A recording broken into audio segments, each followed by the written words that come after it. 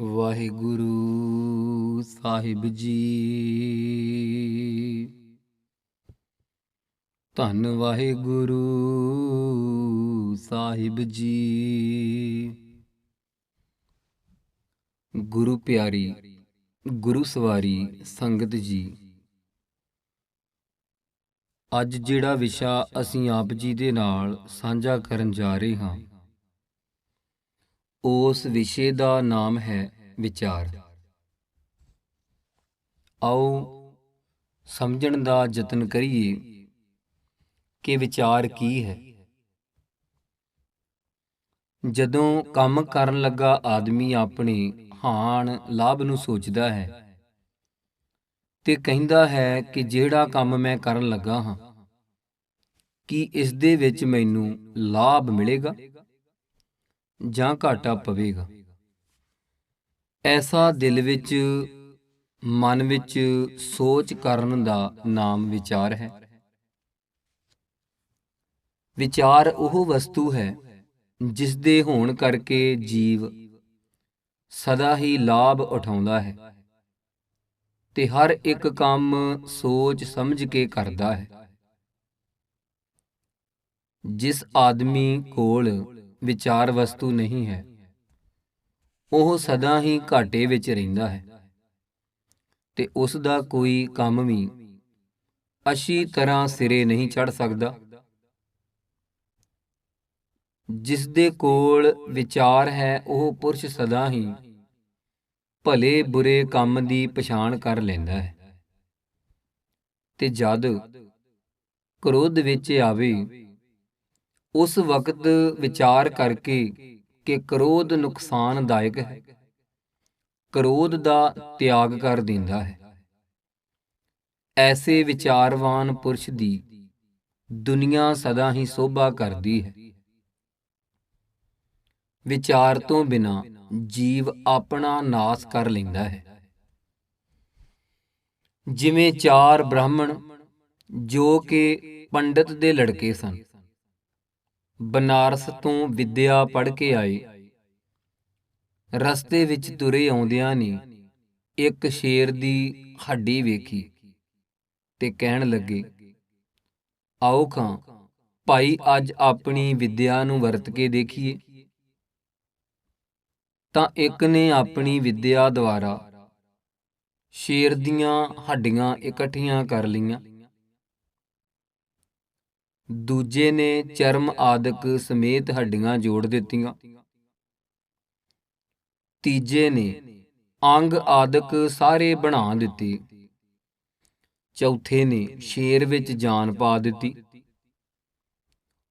ਜਦੋਂ ਸ਼ੇਰ ਬਣ ਗਿਆ ਅਥਵਾ ਜੀਉ ਪਿਆ, ਤਾਂ ਉਸਨੇ ਚੌਹਾਂ ਨੂੰ ਛਕ ਲਿਆ, ਭਾਵ ਮਾਰ ਦਿੱਤਾ।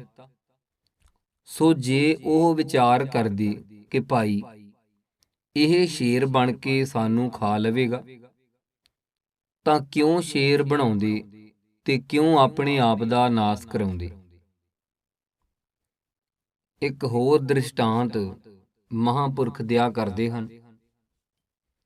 ਇੱਕ ਜੋਤਸ਼ੀ ਕਿਸੇ ਸਮੇਂ ਕਿਸੇ ਪਿੰਡ ਦੇ ਖੂਹ ਤੇ ਆ ਤਾਂ ਉੱਥੋਂ ਦਾ ਇੱਕ ਜ਼ਿਮੀਂਦਾਰ ਨੇ ਉਸ ਨੂੰ ਜੋਤਸ਼ੀ ਸਮਝ ਕੇ ਪੁੱਛਿਆ ਕਿ ਪੰਡਤ ਜੀ ਦੱਸੋ, ਮੇਰੀ ਮੁੱਠ ਵਿੱਚ ਕੀ ਚੀਜ਼ ਹੈ। ਪੰਡਤ ਜੀ ਨੇ ਜੋਤਿਸ਼ ਲਾ ਕੇ ਦੱਸਿਆ ਕਿ ਤੇਰੀ ਮੁੱਠ ਵਿੱਚ ਲੱਤਾਂ ਵਾਲਾ ਕਾਲਾ ਪਸ਼ੂ ਹੈ। ਜ਼ਿਮੀਂਦਾਰ ਨੇ ਕਿਹਾ, ਕੱਟਾ? ਤਾਂ ਜੋਤਸ਼ੀ ਕਹਿਣ ਲੱਗਾ, ਠੀਕ ਠੀਕ। ਤਾਂ ਉਸਨੇ ਮੁੱਠ ਖੋਲੀ ਤਾਂ ਮੁੱਠ ਵਿੱਚੋਂ ਕੀੜਾ ਨਿਕਲਿਆ।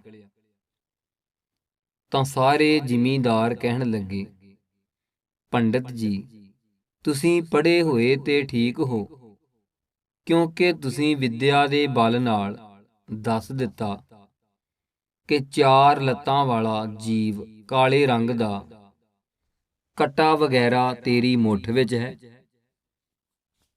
ਪਰੰਤੂ ਤੁਸਾਂ ਇਹ ਵਿਚਾਰਤਾ ਨਾ ਕੀਤੀ ਕਿ ਕੱਟਾ ਕਿਸ ਤਰ੍ਹਾਂ ਮੁੱਠ ਵਿੱਚ ਆ ਸਕਦਾ ਹੈ। ਸੋ ਵਿਦਿਆ ਪੜ੍ਹੀ ਹੋਈ ਵੀ ਤਾਂ ਹੀ ਠੀਕ ਹੈ ਜੇ ਕੋਲ ਵਿਚਾਰ ਹੋਵੇ। ਬਿਨਾਂ ਵਿਚਾਰ ਤੋਂ ਵਿਦਿਆ ਪੜ੍ਹੀ ਹੋਈ ਵੀ ਨਿਕੰਮੀ ਹੈ।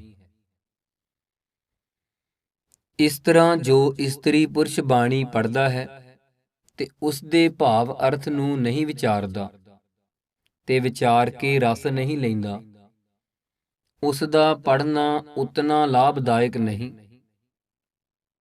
ਜਿਤਨਾ ਕਿ ਵਿਚਾਰ ਕਰਕੇ ਹੋਣਾ ਹੈ। ਇਸੇ ਵਾਸਤੇ ਗੁਰੂ ਜੀ ਨੇ ਦੱਸਿਆ ਹੈ, ਬਿਨ ਸੰਗਤੀ ਸਭ ਐਸੇ ਰਹਿ ਹੈ ਜੈਸੇ ਪਸ ਢੋਰ। ਫਿਰ ਸਤਿਗੁਰੂ ਗੌੜੀ 52 ਅੱਖਰੀ ਵਿੱਚ ਵੀ ਪੰਚਮ ਪਾਤਸ਼ਾਹ ਫਰਮਾਉਂਦੇ ਹਨ, ਆਵਨ ਆਏ ਸ੍ਰਿਸ਼ਟ ਮਹਿ ਬਿਨ ਬੂਝੈ ਪਸ ਢੋਰ। ਪੜ੍ਹ ਕੇ ਸਦਾ ਹੀ ਵਿਚਾਰ ਕਰਨ ਦੀ ਲੋੜ ਹੈ। ਜਥਾ ਗੁਰਵਾਕ। ਭਾਈ ਰੇ ਗੁਰਮੁਖ ਬੂਝੈ ਕੋਏ, ਬਿਨ ਬੁੱਝੇ ਕਰਮ ਕਮਾਵਣੀ ਜਨਮ ਪਦਾਰਥ ਖੋਏ। ਵਾਰ ਮਾਝ ਦੀ ਮਹੱਲਾ ਤੀਜਾ। ਪੜ੍ਹਿਐ ਨਾਹੀ ਭੇਦ ਬੁੱਝਿਐ ਪਾਵਣਾ। ਫਿਰ ਆਸਾ ਰਾਗ ਵਿੱਚ ਕਬੀਰ ਜੀਓ ਫਰਮਾਉਂਦੇ ਹਨ, ਪੜ੍ਹੇ ਗੁਨੇ ਨਾਹੀ ਕਛ ਬੋਰੇ, ਜੋ ਦਿਲ ਮਹਿ ਖਬਰ ਨਾ ਹੋਈ। ਭੈਰੋ ਰਾਗ ਵਿੱਚ ਤੀਜੇ ਪਾਤਸ਼ਾਹ ਗੁਰੂ ਅਮਰਦਾਸ ਜੀ ਫਰਮਾਉਂਦੇ ਹਨ,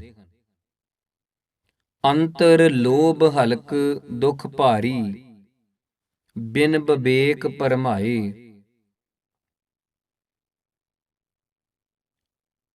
ਫਿਰ ਕਲਿਆਣ ਰਾਗ ਵਿੱਚ ਪੰਚਮ ਪਾਤਸ਼ਾਹ ਫਰਮਾਉਂਦੇ ਹਨ, ਬਵੇਕ ਬੁੱਧ ਸਭ ਜਗ ਮਹਿ ਨਿਰਮਲ, ਵਿਚਰ ਵਿਚਰ ਰਸ ਪੀਜੈ। ਆਸਾ ਰਾਗ ਵਿੱਚ ਵੀ ਸਤਿਗੁਰੂ ਪਹਿਲੇ ਪਾਤਸ਼ਾਹ ਜੀ ਫਰਮਾਉਂਦੇ ਹਨ, ਵਿਦਿਆ ਵਿਚਾਰੀ ਤਾਂ ਪਾਰੇ ਉਪਕਾਰੀ। ਸੋ ਜੀਵ ਨੂੰ ਚਾਹੀਦਾ ਕਿ ਵਿਚਾਰ ਨੂੰ ਹਰ ਵਕਤ ਹਿਰਦੇ ਵਿੱਚ ਰੱਖੇ। ਜੋ ਕੁਛ ਕਰਨਾ ਹੋਵੇ ਵਿਚਾਰ ਕੇ ਕਰੇ। ਇਹ ਵਿਚਾਰ ਵਸਤੂ ਵਿਵੇਕ ਦਾ ਨੌਕਰ ਹੈ। ਇੱਥੇ ਭਗਤ ਗਿਆਨੀ ਜੀ ਹਰ ਵਾਰ ਦੀ ਤਰ੍ਹਾਂ ਇਸ ਵਿਸ਼ੇ ਦੀ ਸਮਾਪਤੀ ਤੇ ਆਪਣਾ ਇੱਕ ਬੜਾ ਪਿਆਰਾ ਕਵਿਤ ਲਿਖਦੇ ਹਨ।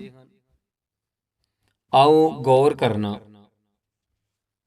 ਕਰਕੇ ਵਿਚਾਰ ਭਾਈ ਕੰਮ ਨੂੰ ਆਰੰਭ ਕਰ, ਬਿਨਾਂ ਜੀ ਵਿਚਾਰ ਕੰਮ ਰਾਸ ਨਹੀਂ ਆਵੰਦਾ। ਬਿਨਾਂ ਹੈ ਵਿਚਾਰ ਸਭ ਵਿਦਿਆ ਪੜ੍ਹਨ ਐਵੇਂ, ਬਿਨਾਂ ਜੀ ਵਿਚਾਰ ਜਗ ਲਾਭ ਨਾ ਪੁਚਾਵੰਦਾ।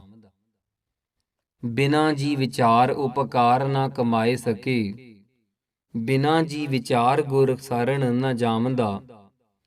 ਤਾਂ ਤੇ ਸਭ ਕੰਮ ਮਾਹੇ ਕਰੋ ਜੀ ਵਿਚਾਰ ਭਲੀ, ਸਭ ਤੋਂ ਅਧਿਕ ਭਗਤ ਜੋ ਹੈ ਗੁਣ ਗਾਵੰਦਾ। ਵਾਹਿਗੁਰੂ ਜੀ ਕਾ ਖਾਲਸਾ, ਵਾਹਿਗੁਰੂ ਜੀ ਕੀ ਫਤਿਹ।